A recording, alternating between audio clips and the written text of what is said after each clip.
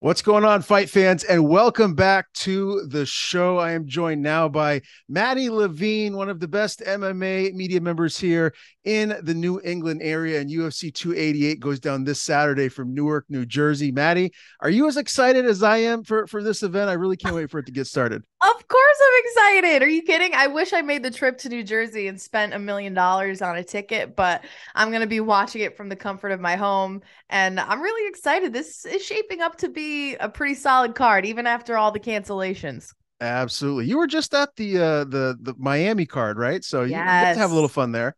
Oh my God. So that was my first live UFC experience. And there's nothing like it. Yeah. I mean, that the vibe, the lights, just and of course, it was an incredible card. So on top of that, but wow, the cage does get in the way though. People are right. It does get in the way. I found myself watching the screen a lot, but definitely not complaining. What an experience. Yeah, that was a fantastic card. And we have another great one for you here this weekend. As always, let's start with the main event. It's for the bantamweight title. Henry Cejudo, Aljamain Sterling. Right now, Cejudo is minus 115. Sterling is minus 105. How do you see this fight playing out, Maddie? I'm not surprised that the margins are that tight. I do see it going a couple of different ways. I will say that the king of cringe has been extra cringy this fight camp, and rightfully so. I think he's just really excited to be back. But I do have this one for Sterling for a couple of reasons. I think, his second fight with Jan, we all can agree it was a little on the boring side, but I think it's just because he knows how to play that point game. He knows how to keep his range. He knows when to explode, when not to explode.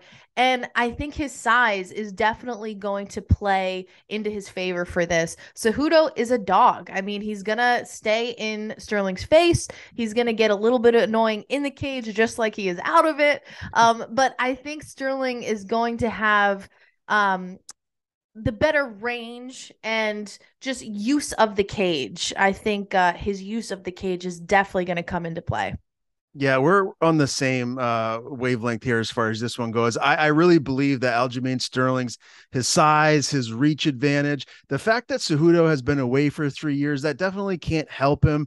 And he's the smaller guy here. I mean, he won the 125-pound title, so that's a weight class that he can make. I don't think that Aljamain could ever make 125 in a million years, even if he cut off a limb. He's Right. just a big, strong guy, and there's weight classes for a reason. I feel like Cejudo has met his match here in this one with Aljo. And I think the longer this fight goes, we're going to see just how much of a dog Aljamain Sterling is. He's just so dynamic, so athletic. And as I mentioned to you before we went live here, I think if he does get in any really compromising positions, I think his athleticism is going to get him out of it. I agree. And it's so interesting that people still count this man out even after, defending the title and showing what he's got. But you also have to wonder too. Cejudo had quite the weight cut. Yeah. That boy was having fun outside of fighting. So you have to wonder, is that going to play a factor at all in his gas tank? But then again, the greats are constantly going in his gym to train with him and learn from him. So it's not like he hasn't been working, but anybody that's cut weight knows that it's a lot on the body to do that. And I don't know if his weight cuts usually go that way. I don't know if he balloons up like that a Mm-hmm. lot. So you got to wonder if it's going to affect his gas tank at all. But yeah, I have it for Sterling on this one. All right, we're both going with Aljo. I don't think that we're in the minority. I feel like a lot of people, especially the hardcores, the ones that really pay attention to the sport, feel like Aljamain gets slept on a lot. So this really could be a coming out party for him to really, take that next step into superstardom. If he does retain his belt, it'd be 9 wins in a row for Aljamain Sterling. Your co-main event is Gilbert Burns and Belal Muhammad. Burns back again after beating Masvidal. Now he's got another tough test. Bully B is the underdog here, plus 105. Gilbert Burns minus 125.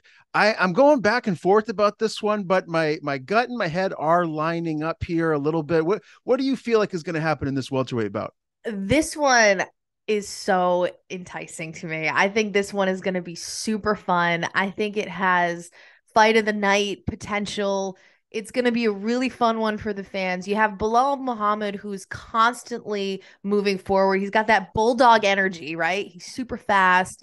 But I think his key to success is making it dirty because Gilbert Burns just, he's kind of the complete fighter. He really showcased his ground game in his last fight. I mean, he was just throwing up some submission attempts and just showing his IQ, and his striking, I would say, is certainly better than Belal's. So he has more tools to get it done. But I think if Belal makes it a little more dirty, gets a little more chaotic in there, he has a chance of pulling it off. But my heart is going with Gilbert Burns. That man has been busting his ass to get to that top spot, and he's proving time and time again that he does deserve that shot. So I'm gonna go with Burns. I think that's my heart speaking, but we'll see. I'm going with Burns too. I mean, when you look at who he loses to, it's the best of the best. It's Kamaru Usman, it's Khamzat Chimaev. He's beaten Masvidal, Neil Magny, Stephen Thompson, and on the other hand, Belal Muhammad, like, granted, this is a guy that, I mean, his record's 22-3. He's as legit as it gets, but I just don't know that his wins are quite as impressive as Gilbert's. Maybe I'm wrong. I mean, Sean Brady, Vicente Luque. I mean, he beat Stephen Thompson too, but I just feel like Gilbert Burns, his style, his skill set is the perfect matchup for him in this fight against Bully B. If it gets to the ground and he's high level black belt Brazilian jiu-jitsu, like he can use that and pull a rabbit out of the hat to maybe get a submission victory, or at least get back up to his feet. And I think he's got the power on the feet. He can land a big shot and potentially hurt Belal Muhammad here. But I'm with you. I feel like this is Gilbert Burns' time. I feel like he learned a lot from that loss to Usman, and we've never seen Chimaev in as much trouble as Gilbert put him in. So this is a guy that, I mean, he can really hurt and put out the best. And he's not scared either. Like, he's not scared to exchange with anybody. And I think Belal gets a lot of people because he's constantly moving forward. And that forces fighters to be on their back foot. They might get nervous about it. They might overextend because they're trying not to move backwards. And that plays into Belal's favor a lot. But when you're fighting somebody like Burns, who literally does not give a shit where he goes, whether it's striking or on the ground, Muhammad has a tough fight ahead of him. And this is going to be a good one. Yeah, that's your co-main event. We'll keep it moving. We'll go down to the 115-pound division. Jessica Andrade, Xiaonan Yan. I don't know if I'm saying that right. Do you know how to correctly pronounce Yan's name? I want to say it's Xiaonan. Xiaonan. I always get confused because sometimes they pronounce the last name first, and so I want to make sure I'm saying it right. But Xiaonan, that does sound right. Yeah, let's go with Yan because I know it's Yan. Okay, Andrade versus Yan. That's the safe way to say this one here. And Yan is the dog, plus 170. Andrade's the favorite, minus 200. Do you agree with that? I don't at all. I mean, I'm a big fan of both of them, but if we're being brutally honest here, I think Andrade is slowly fading. I think at one point she was a top dog, right? But I think the division has really caught up with her skill-wise. There's no secret that Andrade, she hits hard. She's got great grappling, but she's predictable in a lot of ways. And I don't think she does anything with incredible fashion. And then you have Yan, who's this young, talented, super fast, clean techniques. She doesn't really finish people, but I think with her, she's got the young gun behind her. And she's super fast, super technical. I see it for Yan more than I do for Andrade. Yeah, I could totally see that. I do feel like with Andrade losing her last fight to Blanchfield in the way that she did, and now coming down a weight class, I feel like she has something really to prove, especially at this stage of her career. Let's see, how old is she? She's 31. Geez, you feel like she'd be older than that with I how much know. experience she has. But I'm leaning on Andrade here on this one just because I feel like the power is going to be the difference. I feel like she's going to Yeah. catch Jan at some point and maybe get a TKO victory, but I really could see it going either way. I think from a betting aspect, I'm just going to kick back and watch this one as a fan. I know. I agree with that. But you do make a good point about the power too, because I mean, we've seen Andrade put people away. Like she's got really good hands, and Jan hasn't really finished anyone yet. It's been a while since she has at least. Yeah. And I think, if Jan plays the patient game, she might have it, but it takes one for somebody like Andrade. So I think I'm gonna go with your tactic, and I'm just gonna enjoy it as a fan and see how it plays out. But do you think, a win for Andrade? Do you see her staying in the strawweight division, You or do know, you think she's just doing this to kind of like, I don't know, get one back? I'm not sure. I feel like after what I saw in that Blanchfield fight, I'm not so certain that 125 is a division where she can win a championship. So Yeah. I feel like if that's her goal, I think she needs to stay at 115. I think she's going to have a better shot at winning it there than competing with the top of the 125 division. I agree. I mean, when she went to 125, I was pretty shocked Mhm. because I mean, yeah, you're strong, but girl, you're real small. Yeah. Like you're real small. So, yeah, I see her staying in strawweight. Yeah, interesting fight right there. A big one for both ladies. So that's one that we're gonna have to have circled to keep our eye on the outcome. This next fight, Diego Lopes is coming in on very short notice to take on Movsar Evloev. Evloev is undefeated, 16-0. He's a massive favorite. Last time I Yeah. looked, it was like minus 950 or something crazy like that. Do you Yeah. know enough about Diego Lopes? Do you feel like he stands a chance, or is this where, hey, look, you're a huge underdog, you get a shot to get into the UFC, so you just take it, accept the fact that you're probably going to lose, and just move on to the next one? Yeah, I'm right there with you. I don't know much about the guy, but what I've seen, he's 2-2 in his last couple fights. He's taken a couple grappling fights and he's done all right. But you're going up against a guy that's undefeated, that is projected to win, right? And I understand that if you get the call, you take the call. I get that.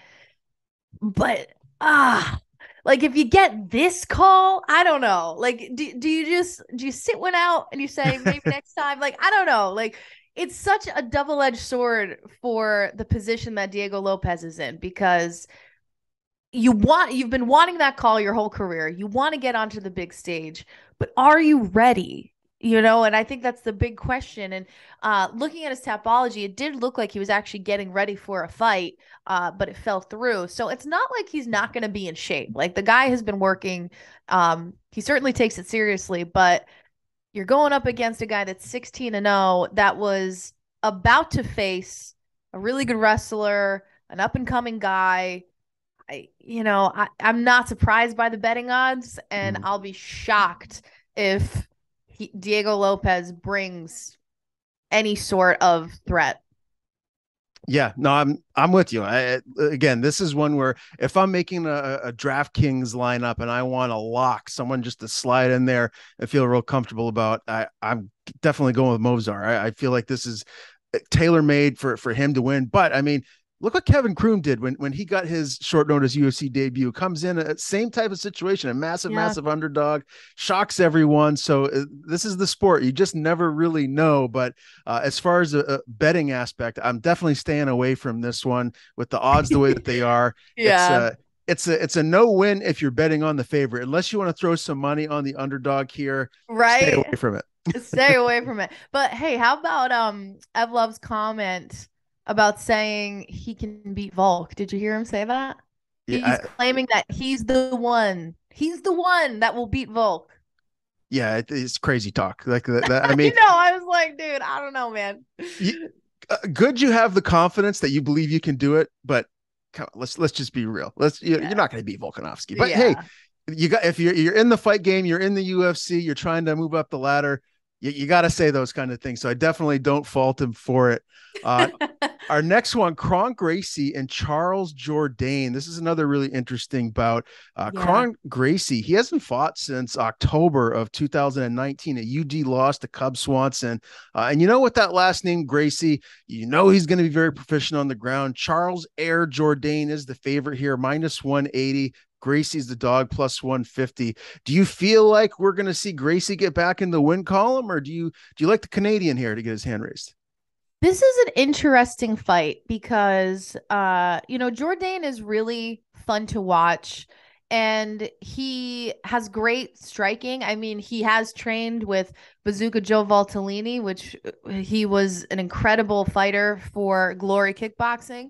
So he's got the striking behind him, but he may fall into the trap that is Gracie of the guy that loves to create chaos so he can find submissions, right? So he's not afraid to throw looping stuff in hopes that you throw a body kick so he can take you down. Right. So this could be disastrous for Jourdain if he falls into those fire traps that Gracie is known to set. So I would love to see this for Gracie, especially after 4 years off. No fault to his own. He, COVID kind of ruined it for him. Moving gyms, I think he said at one point. And I just love that he said he wanted to, quote, get this popping again. So I want this for Gracie. Okay, you're going with Gracie. Yeah. I felt like after watching the press conference too, and just how short he was with the media members, Yeah. I was kind of like, well, okay, I get it. This is a business trip. You're here to get your hand raised, and you're back after a lot of time off. But it kind of put me off a little bit, so it made me root a little bit for Charles Jourdain, if I'm going to be honest with you. But again, this is an intriguing bout. It's what is this? This is featherweight, right? 145. I believe So so. yeah, Yeah. this I think if Gracie is going to continue to fight after this, we got to get him some type of press talent scout type yeah, of situation. right, Like, yeah. I understand, man, like you're not big into social media. I respect that, but sell yourself. Like, what are you doing? Yeah, just a little bit. It Just could help as far try as and winning sell over some yourself fans, maybe a little. getting that social media up. But yeah, Right. interesting featherweight bout here. Definitely can't wait to see Gracie back in there against a very game Charles Jourdain. We'll move up a weight class to lightweight. Drew Dober, Matt Frevola. Oh man, I can't wait for this one. Frevola plus 175 is the dog. Dober is the favorite, minus 215. Do you like those odds, or do you feel like maybe Vegas is sleeping on the steamroller Matt Frevola a little bit here? Like those odds. I mean, I think it's no surprise to me that Dober is the favorite because he's just an absolute savage in every way, shape, and form. Um, this is a big step up in competition, I believe, for Frevola. He's gonna have to be really tricky with his striking if he thinks he's gonna one up somebody like Dober. So I feel comfortable with those odds. I think if Dober just does what he's good at and doesn't try to, step away from his playbook, I think this is going to be a good night for him. Okay. Well, I'm really intrigued to see how the game plan for both guys, because they both have a lot of power. They're both they're very quick. They're dynamic, and both of them like to get the fight over with early. So Right. I definitely see an early stoppage here. I would even sprinkle a little money on Frevola. I mean, this is kind of his backyard, right? He's from the Yeah. area. He's gonna have a lot of support, and maybe he builds up a big win in front of everyone. And who knows? Well, we'll see what happens. But this is a big win for both guys. Do you feel like if Dober does get this win, as the favorite, it kind of moves him towards getting a bigger fight towards maybe cracking that top 10? Yeah, I mean, why not? I think he's made a serious splash in his last couple of fights, and he seems to be the guy that a lot of people like to talk about afterwards, Yeah. win or lose or whatever he does. So if he does get the job done, I think it needs to be in a clean fashion for him to start moving up. Somebody that, you know, they like to hang and bang, like, they like to have maybe decision fights. Like, you might be reluctant to move him up into the ranks, but somebody that can just have like a clean victory, win bell to bell, like I think that's when you start saying, okay, now it's time to move you up. Mm-hmm. No, I definitely like that. Well, that's actually the main event as far as the prelims go. Drew Dober, Matt Frevola, and then we have Devin Clark and Kennedy Nzechukwu, and this is a light heavyweight bout.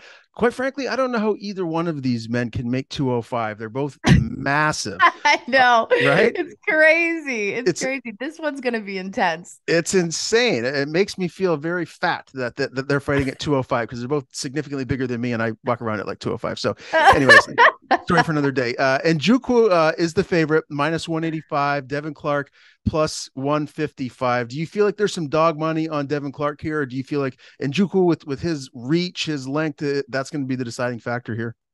If I'm a betting person, I might bet on this fight. I might throw in for Clark because that dude has crazy power.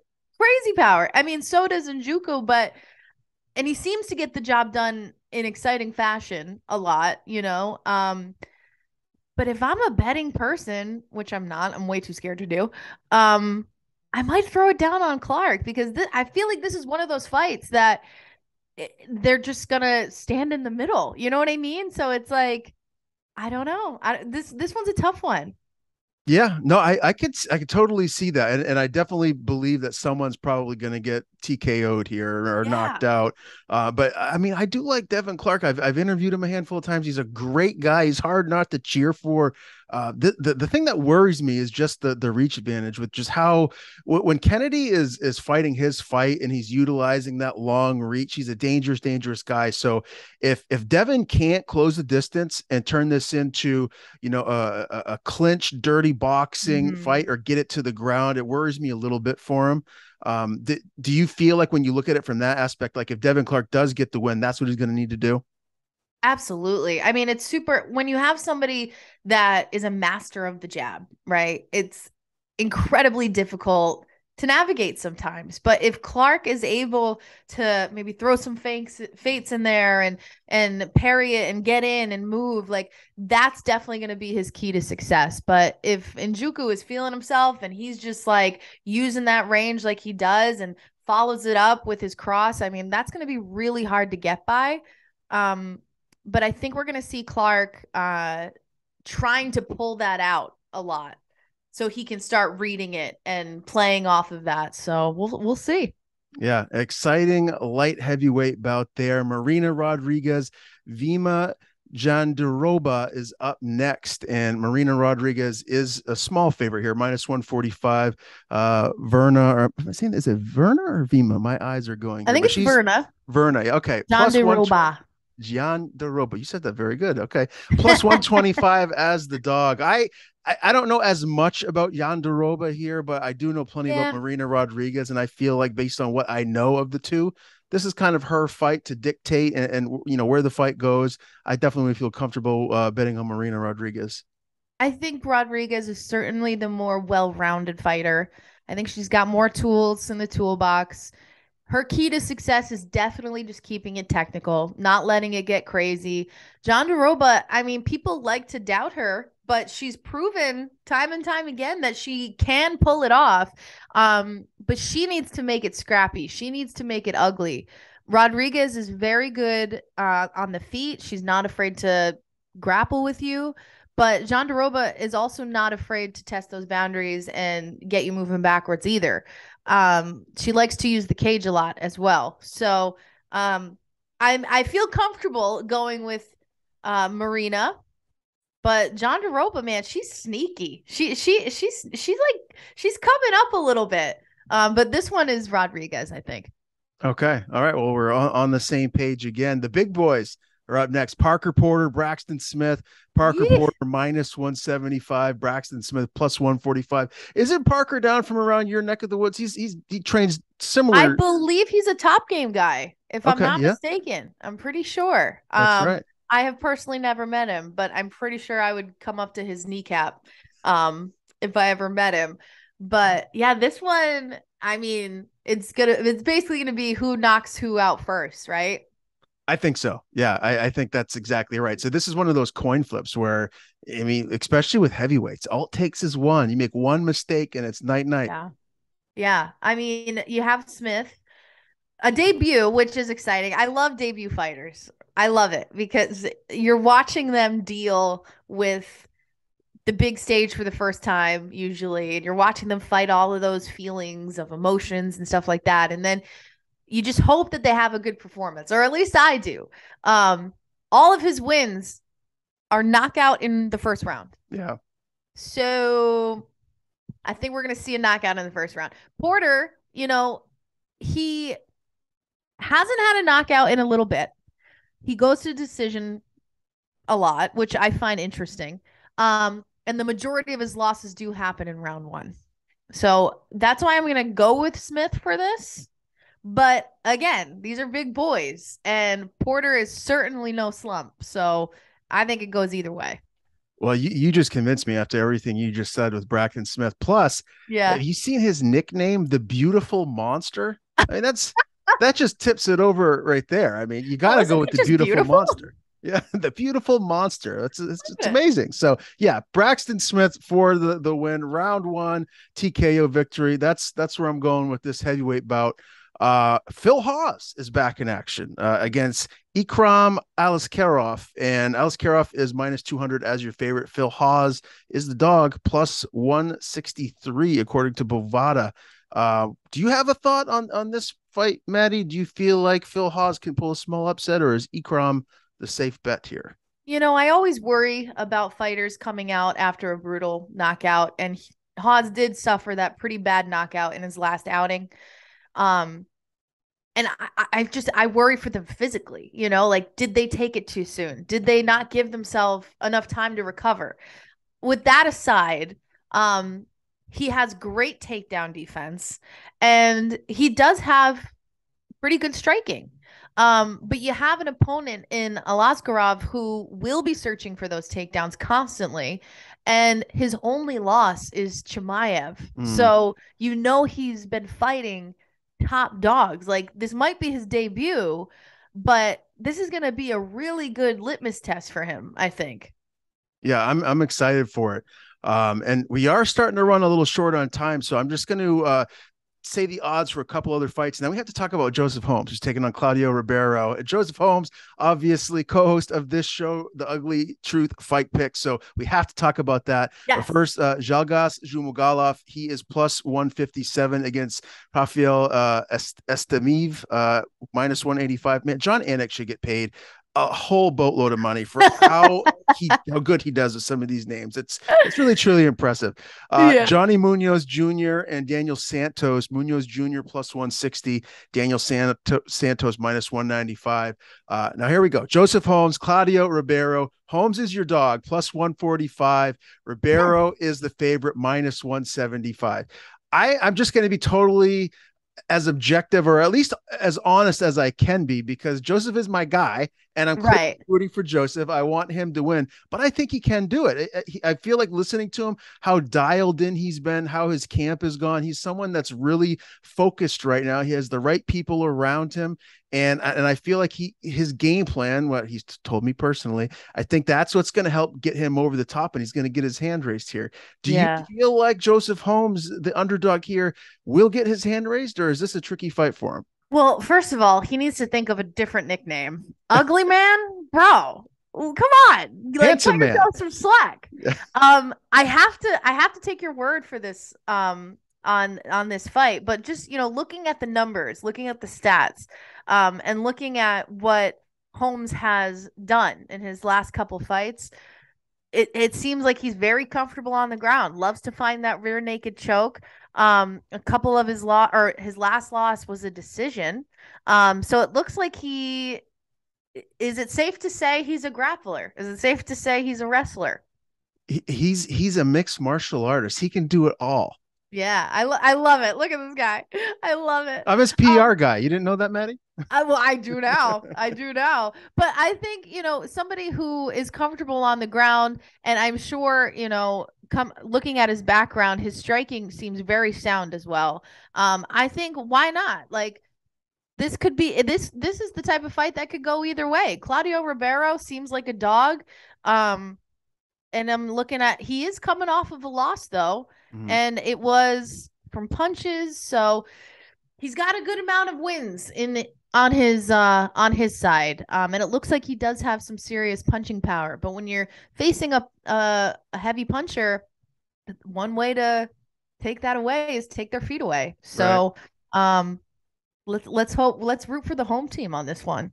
Yeah, we'll see what happens. I mean, obviously, Ribeiro, he's coming off that loss to Abdul Razak Al Hassan, and Yeah. Joseph. Both of these guys are Contender Series alum. They both looked very great and well-rounded at Contender Series, but I feel like that loss that Joseph had to Jun Young Park has really helped him grow and mature a lot as a fighter. So I think we're going to see the best version of him in this fight. But either way, this is a big fight for both of these guys. They both need a win here in this middleweight division to keep moving forward.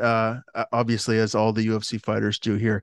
Maddie, I really appreciate you doing this today. It was awesome having you on. We're This was definitely fun. Yes, yes, we're definitely going to have to bring you back for when Joseph gets back to the show, so the three of Yes. us can join. And I'm going to have to give you're going to have to give Jay some crap too, because we were supposed to be joined again by Jay Perrin today. Oh, listen, I'm gonna call him right after this and be like, "Yo, you blew it. You Yeah, blew it." totally blew it. But Yeah, before we do sign off, though, Maddie, please tell people where they can find your work. Plug your social media, absolutely. anything you want to plug. The floor is yours. Yeah, definitely find me on Instagram and TikTok and all the good stuff at Maddie on Air, Maddie on air. Constantly working with my friends over at Fight Bananas, and I just started a new podcast called The Peel Back, and you can find it on any streaming services. The Peel Back with Maddie Levine. Definitely subscribe.